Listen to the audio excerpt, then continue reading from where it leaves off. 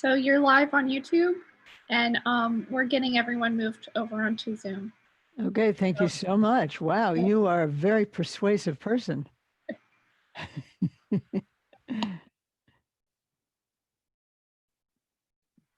I'm sorry, it turns out I had the wrong link on the site. Thank you, everyone, for moving.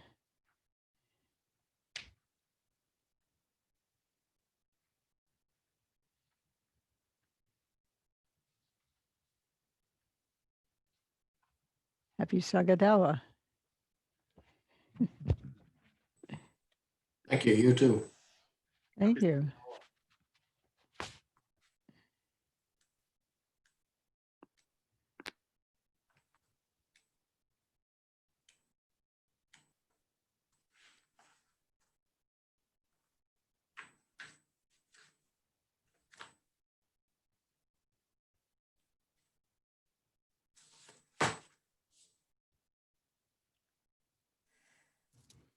Hi, Janet, Charlie, for a beautiful photograph of Don and Teresa. Dent. Can't see anyone else.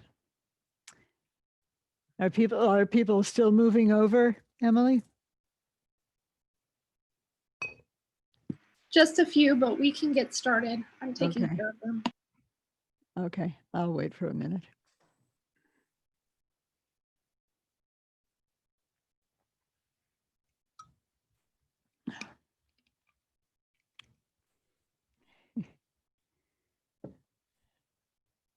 Hi, Jennifer.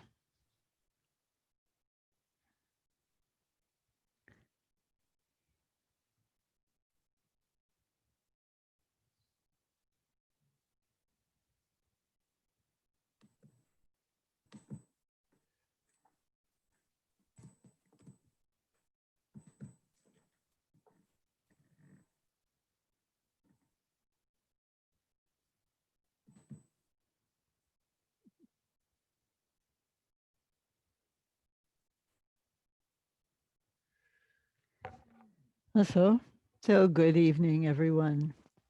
It's nice to see you. We didn't bow down. We will. I'm going to say that.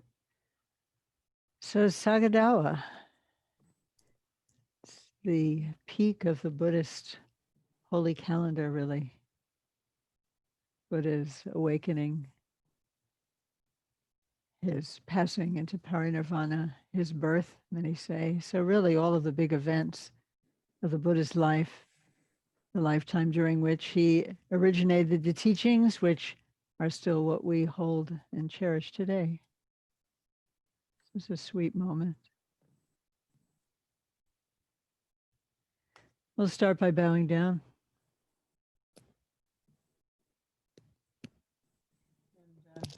Many of us, thanks to Mark, who just appeared on my screen, have Bodhi trees from seeds that he brought. We have one in our backyard. It's a nice material connection, spiritual material connection. So we'll bow down.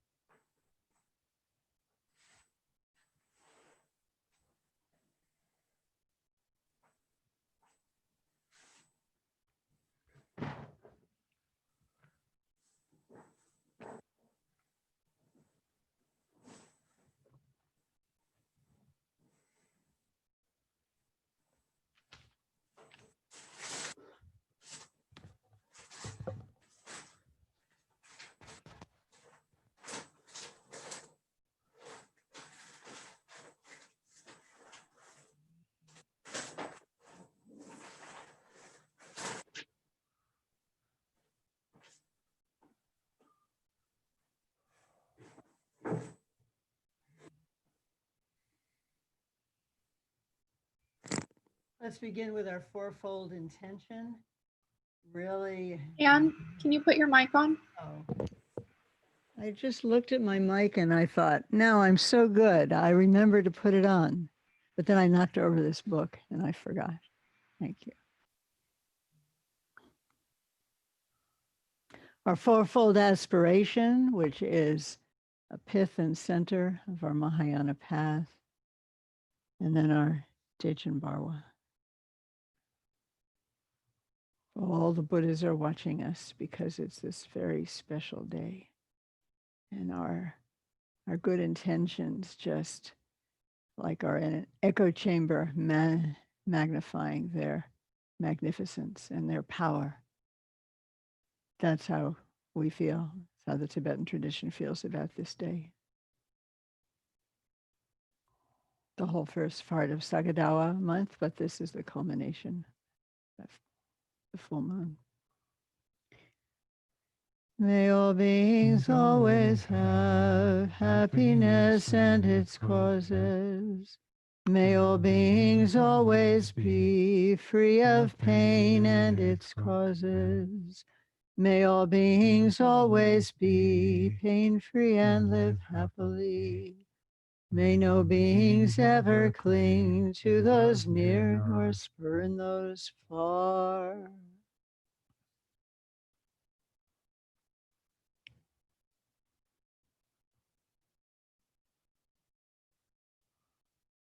Imagine how different our world would be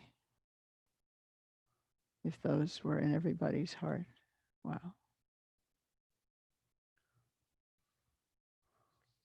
For as long as space abides, as long as the world remains, just so long may I be there, resolving all beings' pain. Om Ahong Hri Dechen Varwa Wangi Potandu De Don Soso Dope Yeshe Gu Maja Deden Peme Rashin Le Dorje Nima Nangwa Chimbo Fal Jegun Nangwa Taye Dorje Che Jidan Wan Che Che Che Che Tasung Pema Galva Kordenga Wangyur Nashi Sinan Wanchin Heruka Sangwa Yeshe Vajravarahi Demcha Debe Galva De Chinder Malu Gege Yicherik Shema Chokten Chagya Wanchuk De Dongar Wanza Dorje Pawa Daki So Nandanyam Vechemvengang Nidu Dorje Gui Kargi Sisum Yoga Mesum Gishe De Kamsum Esir Marba Korde Yon Lakya Hapsishi Dangshin Yoshing Dubarche Dorje Shakla Chemva Tugini Namning and Dibdige Choksashin Dorje Shakya Shakla Chemva Yi Nakshi Dewa Chemva Dom Sheba Chaye Gyutoro Giro Garchen Dogi Kongu Chewa Shinchukbe Rabjan Sasum Hangi Latso La Kibe Soa Depso Chinchilo Chokdum Under Debe Beltadak Chokme Wandu Chebeng Andrew So Kyabda Kelwanam Tang Yer Me Ve Gandrin Sumden Chinshin Lama Che Ridzin Jorme Tupten Jatsola Soa Dep Sonyam Tarshin Shro.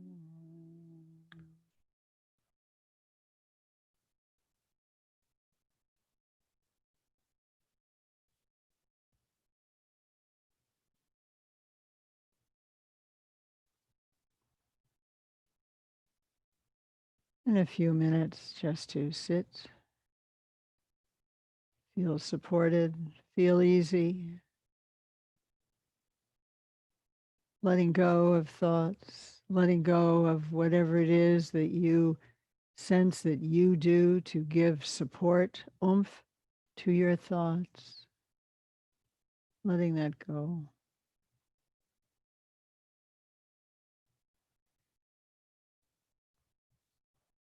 Being easy, being open, as much as is possible.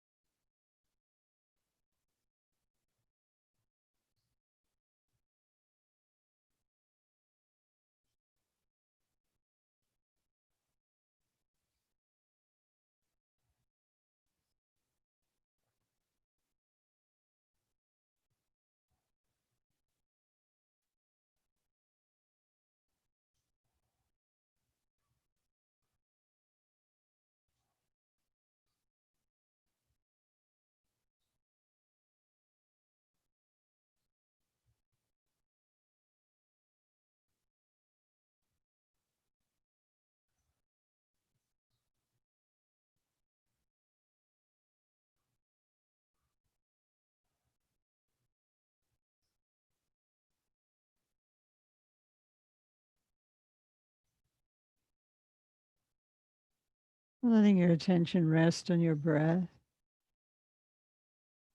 may be helpful. Staying open and easy as possible, not getting into a fight with yourself. That's what open means. Just aware.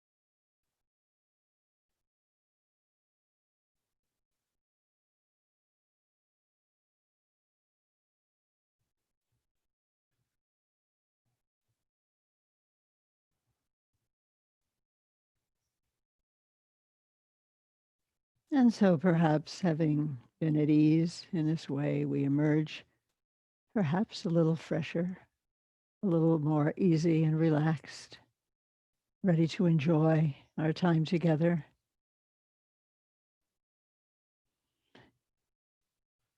It's a Sagadawa full moon, as we know. And so we have in the intention to recite this full moon prayer, as we call it, that Rinpoche wrote actually in Houston, well, at Circle Lake outside Houston, at the retreat that he held, which was actually a Vajrasattva purification retreat. January 7th, 2007 is the date.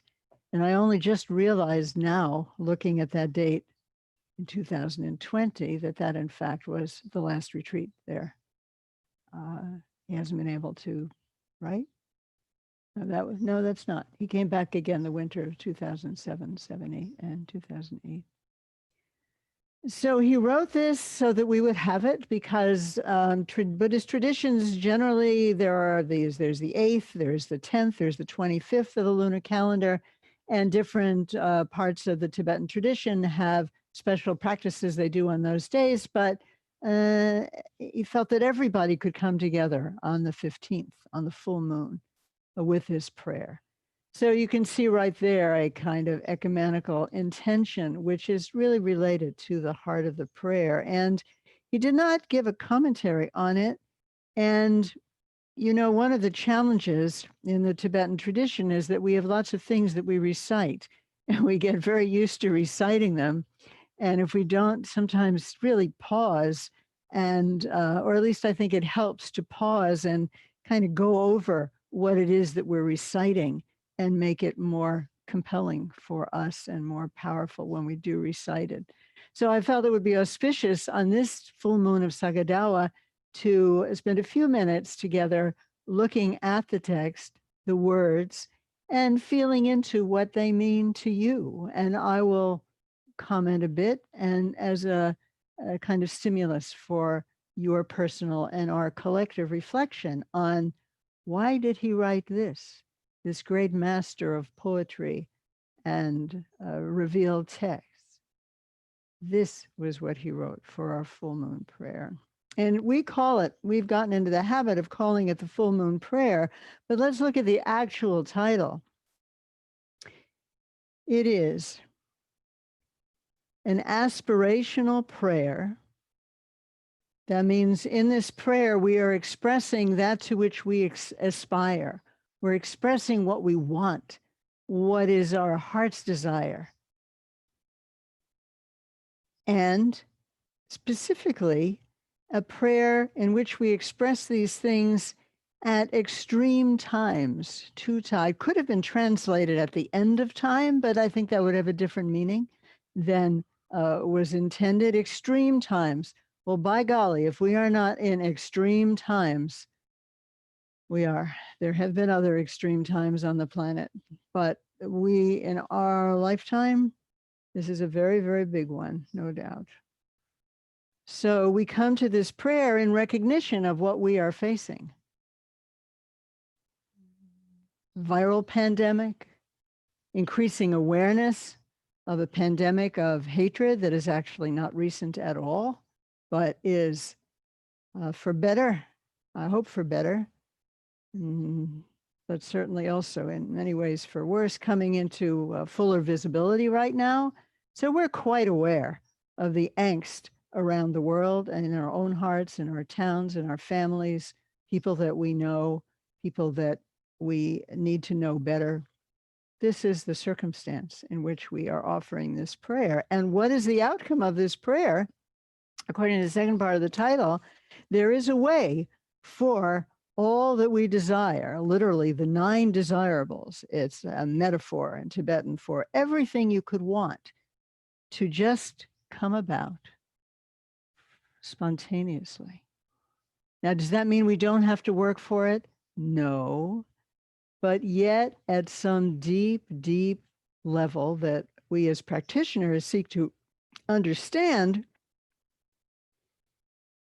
there is some natural possibility. There is the possibility of things changing. That's what gives us hope, because nothing is ever sedimented, reified, may have many, many causes and conditions, but in its essence, its deep nature, it is such, the situation is such that the most desirable possibility can emerge, no matter how devastating it looks on the surface, how it looks, how we experience it. We have phrases like that, phoenix rising from the ashes. So that's the title of our prayer, spontaneous occurrence of all wishes, an aspirational prayer for extreme times. So just that is quite a lot to take in, really. Some people lose their faith in extreme times, in any tradition. Some people find it stronger. Some people find greater strength to do what needs to be done on the world stage through deepening and understanding of our own minds and hearts, the unfolding of activities, interdependence, and on and on. It doesn't often sign this way. Drupwang Adzom Gyaltse Belo Rinpoche. Drupwang is quite an honorific title. I've seen it occasionally in print associated with his name. Literally, it means all power is accomplished. So it's a very empowering, empowered title. Adzom is his family name, as you know, and it's an exclamation, learn it, I'm forgetting. Why, where Adzom came, do you remember? That somebody exclaimed on hearing the amazing thing that Adzom Rinpoche did, or the Adzom family. Do you remember? Do you remember the passage? We read it a few months ago. Yeah, there were 5 born into the same family. So somebody said, Adzom wonder, there are all these incarnations. Okay. And he said Adzom, and that's where it came from. And that's how they got it. Thank you so much. And that was the children of Adzom Trukpa. There were 5, and 2 of them we know, right, in their present incarnations, our own Rinpoche and Jetsama. Thank you, Learned. I was trying to remember that. You were all the sons too. Yes, but I'm saying we know, well, actually, we know Gyaltse Rinpoche, right? So Pema Wangyal, which is abbreviated as Pelo, and there were 2 daughters. One of them was Jetsama. So a little bit of history is summarized here in this name, Adzom Gyaltse. Gyaltse is a title, like now we refer to Gyaltse Rinpoche, also means the son of the conqueror, the son of the Buddha. So often the children of a great tulkus are known as Gyaltse. So this is acknowledging that Adzom Gyaltse is Pelo Rinpoche, Pema Wangel Rinpoche. And then it opens with the Sanskrit homage, Namo Ratnatrayaya. So Namo means homage. It means bow to the jewels, the three jewels, Buddha, Dharma, and Sangha. And if we take a minute for why are we, I mean, we know that we respect the three jewels. And yet at this moment, there, as we're about to bring to mind the great beings of the tradition, it's really a moment of, as there are very central to our practices of making connection, you know, feeling connected. The Buddhas are watching. Oh, the Buddhas are watching. And of course, they're watching with love and care and enjoyment in whatever positivity we are able to bring forward at this moment. They are delighted, and we feel part of expressing our homage is also to recognize that we are in relationship, and what we do here is being enjoyed by them. And you know how as children we love, we want our parents, Mommy, Daddy, look at me, right? Do you remember that? It's so important. And it's very painful if they don't. And sometimes they don't look at us satisfactorily. So now we're imagining that it's like at one level psychologically, maybe it's like the perfect parent. They're watching us, they're seeing us, and that makes our experience all the more powerful. We see this in movies all the time. Many movies end or have particularly tear-jerky scenes where something happens to the main character and their parents are there and they see it.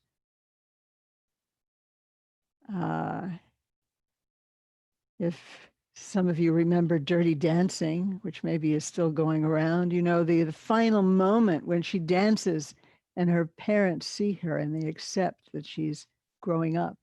She's not the baby the way they called her. And it's a very touching moment just because I think we all get, yes, we want to be seen by parents, by people that we respect. Lama Kien, we say every day, bringing, you know, inviting Guru Rinpoche from our heart, see me, know me. Every organism, at least all mammals, want to be known. We want that. So this is a moment of calling that forth, and we can open our hearts and recognize what that actually means to us.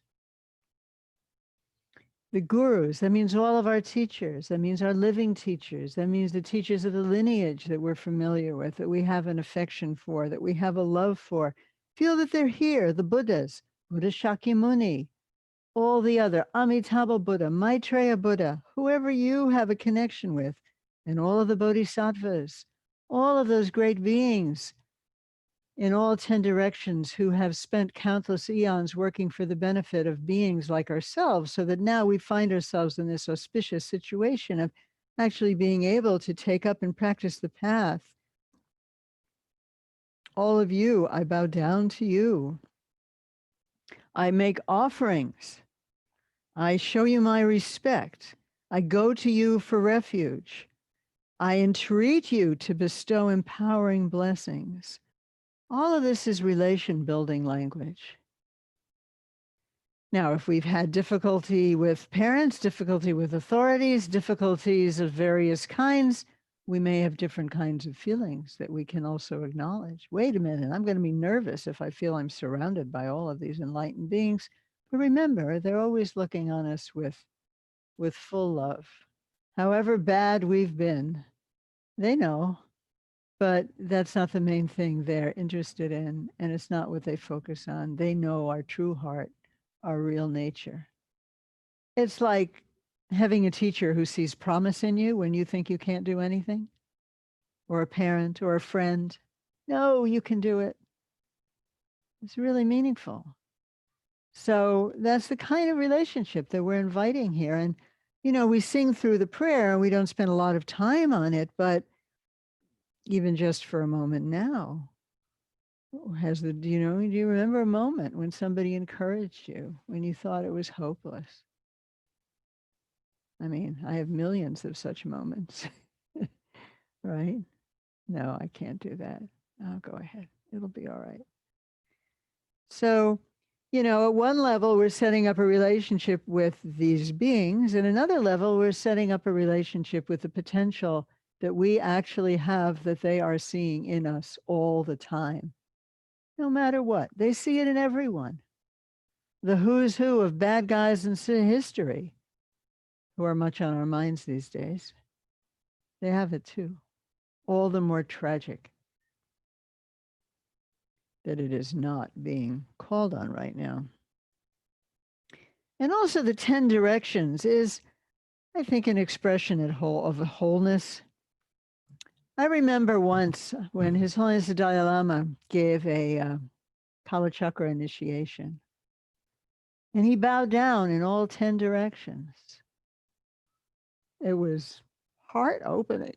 It was, so even recalling this, he wasn't that young. He was younger than he is now, but bowing down, it took, there were, I think it was in Madison Square Garden. I think that was the one. And so there, several thousand people there just waiting and watching Avalokiteshvara bow down in the 10 directions, which is a way of saying that, there are many ways to look at the world. We reflect sometimes that living beings are vast as space, and wherever there are living beings, there is suffering. And we reflect on that, and we aspire to become strong enough, heroic enough, wise enough, no matter how long it takes, to be of some help. And we try in this life. The privileged, very, very fortunate lives that we have, we try to make use of it. And this is saying, and this is how it appears to me. Okay, I'm saying you have to see it this way, but you use this as a jumping board perhaps for your own imagination, that for one moment, for the moment of this practice, we imagine the entire world luminous with its own real potential, with Buddhas and Bodhisattvas. And that potential is also our potential, our Buddha nature, our real nature. And yes, then we might find ourselves toggling back and forth between that maybe kind of ultimate vision of what is, and then, police bashing in heads and slingshotting out eyes, and terrible things. Knee, the harm that a knee can do. It's very painful, but it's not the whole thing. And it's not being the whole thing can give us some space to move forward and deal with that very thing that makes this such an extreme time. So what do we need in order to be able to encompass the suffering as well as the astonishing magnificence of all 10 directions? Well, actually, we need wholesome activities, virtuous roots. And so as we say this prayer, which is, of course, a way of amassing goodness, goodness is power. Goodness is power for good.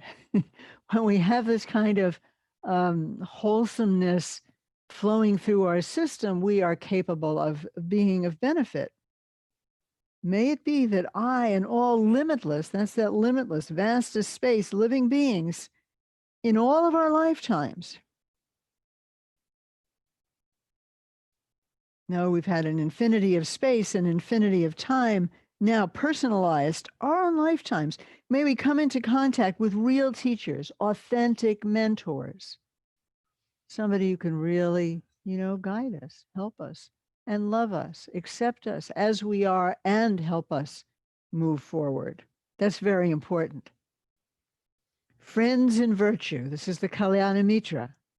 Some of you are Kalyana Mitras, right? We all try to be friends in virtue, spiritual friends, it's translated sometimes, who will show us the path. We all need guides. Everyone has a teacher. His Holiness the Dalai Lama still bows down, still names his teachers. We all have those who help us, and it's crucially important. If we become teachers, we're still students. We're students, and we need guidance. May we have lives in which the 8 freedoms and the 10 advantages are all completely present. And we go over this many times. I think you're familiar with this. Essentially, it means, hallelujah, we have a human birth.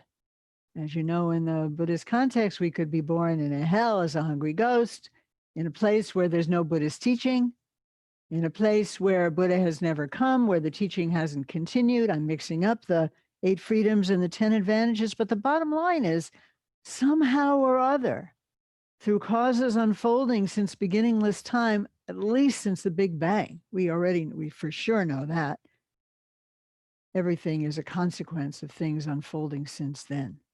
Infinite causes and conditions have come to bear on making this moment possible. That's astonishing, just astonishing. It's very helpful to go to IMAX when when they show sometimes these videos now from the great telescopes circling the planet, and you see the place where stars are still being born. That's what had to happen. Okay. And so may we have lives. Lives can be anything. Even human lives, as we know, can be filled with suffering. May we have a life where we actually can develop capacity. I don't know about control, but capacity. The word is wang, power, the fortitude to accomplish what we want and what everyone wants, happiness. You know this. So, the reason for going over this now is to touch into what our real feelings are, so that when we say it and sing it, we kind of have something coming up from the heart, and it's very easy to kind of sing along. And maybe everything won't come through, but the more we reflect on it, the more likely we are to be able to do that. What do we really need to do? We need to have power to cause all wandering beings to dwell in an ocean of bliss and happiness. Well, that's a tall order. There are a lot of things that are needed before bliss and happiness may be available. People need to have food. People need to not be oppressed. And a famous line from Shantideva, he says, if we, adopting a bodhisattva attitude, want all beings to have happiness and the causes of happiness forever, then of course we want them to have other kinds of happiness that are necessary to undergird that. Safety, love, nourishment. These things are essential. So if we want kind of an empowering resolution for whatever activity we feel we can offer the world at this time, the time of COVID, the time of Black Lives Matter, this is fortifying. Perhaps. I feel it's fortifying. So then, in order that this may occur, may Buddha's precious teaching, scriptures, the teachings are twofold. We learn through reading, through text, and we learn through realization. May they be universally appreciated, perceived in an unbiased and non-sectarian manner. Everybody can benefit from teachers who put forward the importance of kindness and compassion. All the great traditions do. Non-sectarian manner, whether within the Buddhist traditions, as people are sometimes at their throats also, or throughout the world, there are traditions that can give us this kind of support. And may we be in touch with these. May these really be in harmony with reality. May the teachings, the explanations, and the accomplishments, always head and heart, right? Scripture and realization is a little bit head and heart. Explanations and accomplishments, the actual opening of the heart into compassion and heroic beneficiary aspirations. May this spread as far as the sky to the ends of the earth. This isn't just a little prayer for me and my family, me and this life. This is a big sky-wide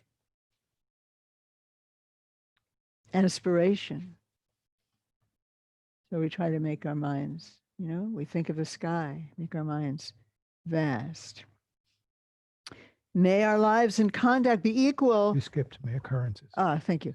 May occurrences such as the disruptions caused by illness, confusion, and warfare be destroyed in their own place. I think we can include in confusion and illness, hatred, meanness, will to power to be the dominant force. These are all contributing to enormous disturbance, and they long have done so. Somehow this is maybe a moment of clarity where we really get how necessary it is to keep this in mind. May our lives and conduct be equal to those during the glorious happiness and well-being of the perfect age, the time in the past when everything was well, and most cultures have a time like that they look back to. Let them be equal to the Buddha universe blissful. In other words, may this world be a pure land. In other words, may the potential that is at the heart of every single living being ever, may it manifest, and it would be a pure land. And as we have talked in some of the retreats that we have done recently, there is the sense, or the Great Bliss Blazing prayer that we sing, the sense that in its innermost essence, there is a bliss, a happiness that's actually intrinsic to the reality that we don't quite know yet, but have the potential to know. I just want to be clear that this kind of reflection is the opposite of antithetical to, doing active good in this world now. It's not about escaping. It's about keeping in front of us the potential that is there and working toward that as best we can. May all living beings, once their lifespans are over, experience no suffering as they are about to die. That's a big wish. And when their principal energy channels cease to function. So dying is the withdrawal of all energy into the heart center and dissolving into the ultimate space of our nature. It can be very frightening. It can be the moment of awakening. So we pray especially for those people. And we'll pause here so that you can say the name of anyone you know who has passed in the last 49 days. Not quite yet. In the next sentence, we will say that, but this is what's leading up to it. In particular, may this be so, this freedom from suffering, those who... May the mistaken appearances of the intermediate state. May the mistaken appearances of the intermediate state, the bardo, that's the time, the intermediate state, the space between death and birth, so we die. And then there's some time before we take up a new body.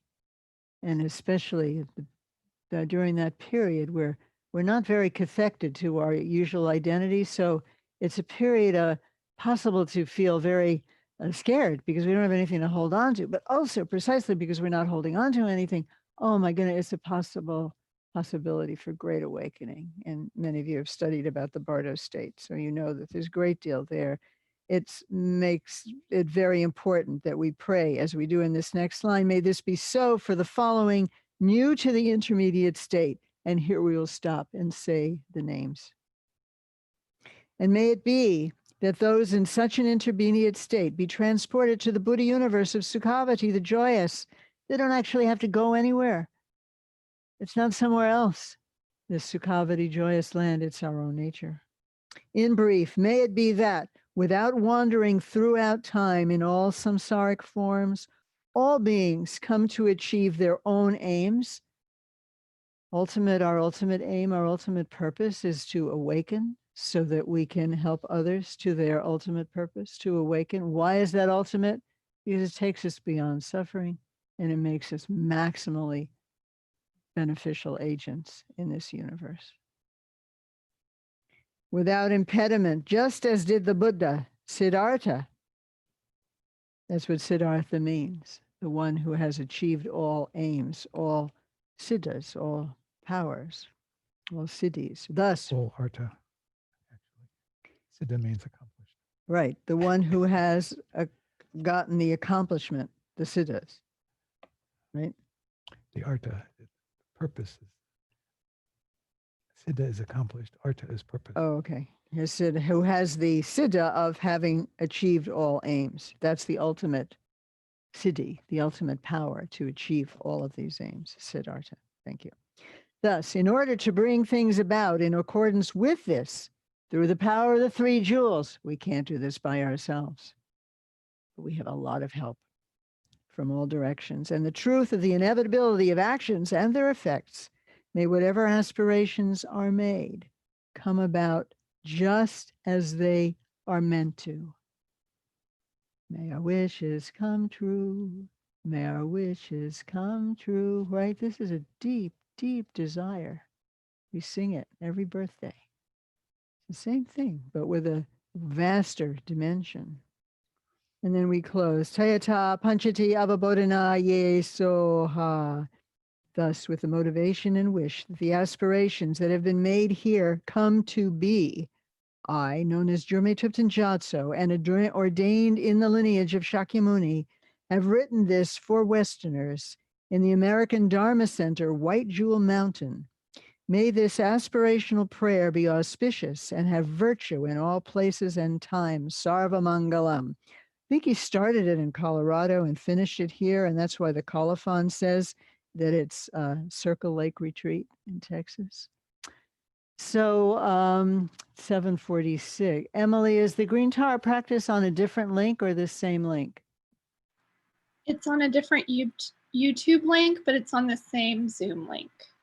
So you guys can stay here. Okay, do you want to invite people, because we can say the prayer together and then we'll do the Green Tara practice. Invite people As to we- the Green Tara YouTube?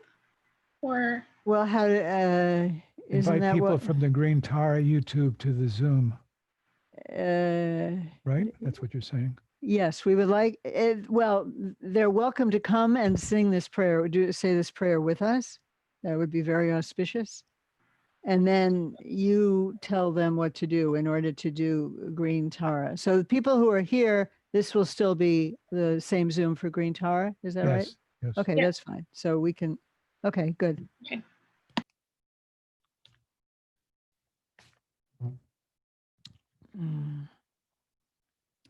You haven't done the Green Tara practice. You're welcome to sing along. The text is on our website, or you're welcome just to share in the kind of good energy and just sit and be with your breath. It's a very positive practice for creating community. And also, His Holiness Dalai Lama said, very well suited for combating COVID. So you're welcome to stay on with us if you'd like to. Okay. So just take a moment and come back into your own kind of sensibility and how you feel, and take a moment of maybe silence and get in touch with your own aspiration in your words from your body. And, so you can sing the prayer from that.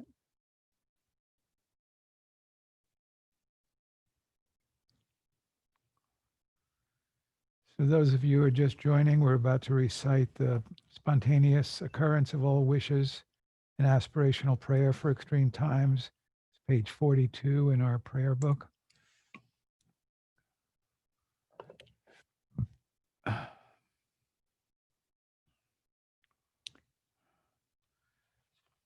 And when we get to the part in the prayer on page 44 where names will be recited, you can recite the names of those who you know who've recently died.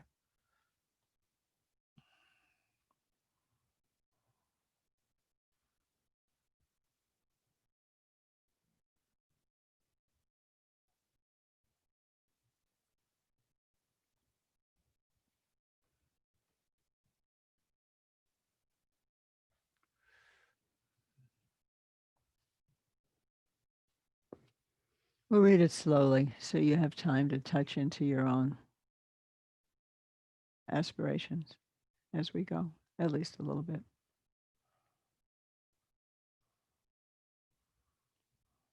Start with the title. The spontaneous occurrence of all wishes, an aspirational prayer for extreme times.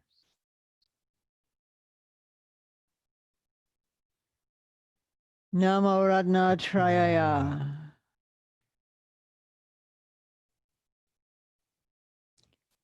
To the gurus, Buddhas, and bodhisattvas of the 10 directions in the past, present, and future, I make prostrations.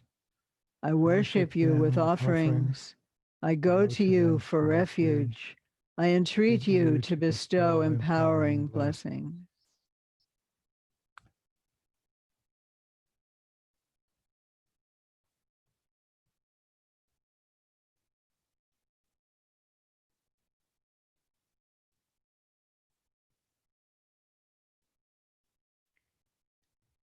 Based on these virtuous roots, may it be that I and all limitless sentient beings in all of our lifetimes come into contact with authentic mentors, friends in virtue who will show us the path.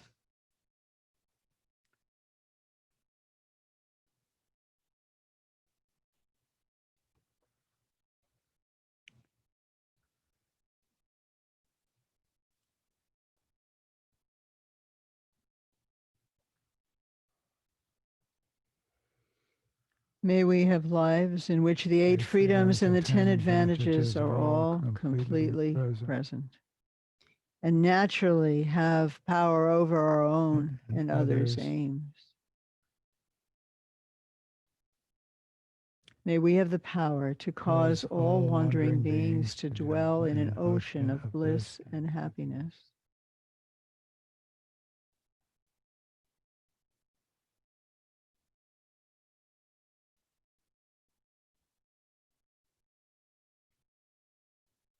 May Buddha's precious teaching, the scriptures and the realizations be universally perceived in an unbiased and non-sectarian manner,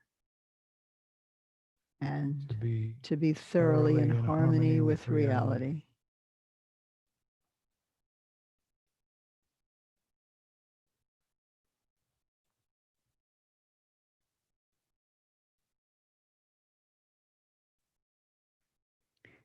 May the teachings, the explanations, and the accomplishments spread as far as the sky to the ends of the earth.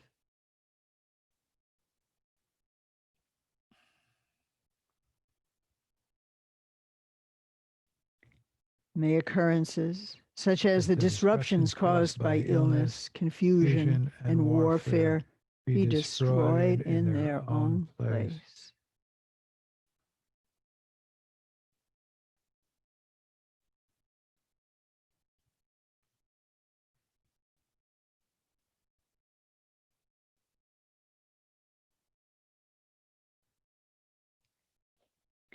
May our lives and conduct be equal to those during the glorious happiness and well-being of the perfect age.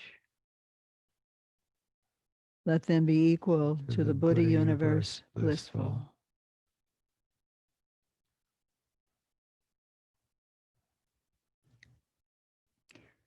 May all sentient beings, once their lifespans are over, experience no suffering as they are about to die, and when their principal energy channels cease to function.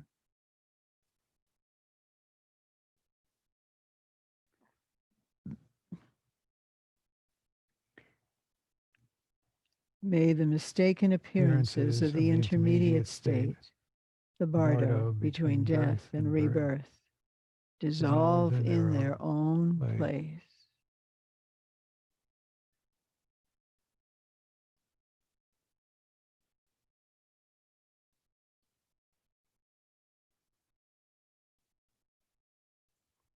In particular, May this be so for the following, new to the intermediate states. All who've died from George COVID. Floyd, Jeremiah George Wesser, Floyd, Andrew, Wesser. all those who've died of COVID and all other illnesses recently. Again.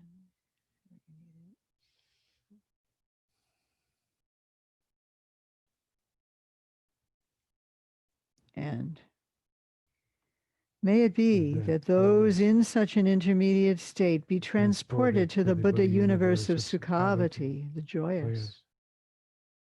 In brief, may it be that without wandering throughout time in all samsaric forms, all sentient beings come to achieve their own and others' aims without impediment, just as did the Buddha Siddhartha, he who achieved all aims. Thus, in order to bring things about in accordance with this, through the power of the three jewels and the truth of the inevitability of actions and their effects, karma, may whatever aspirations are made come about just as they are meant to. Tayata panchati ababodhana ye soha.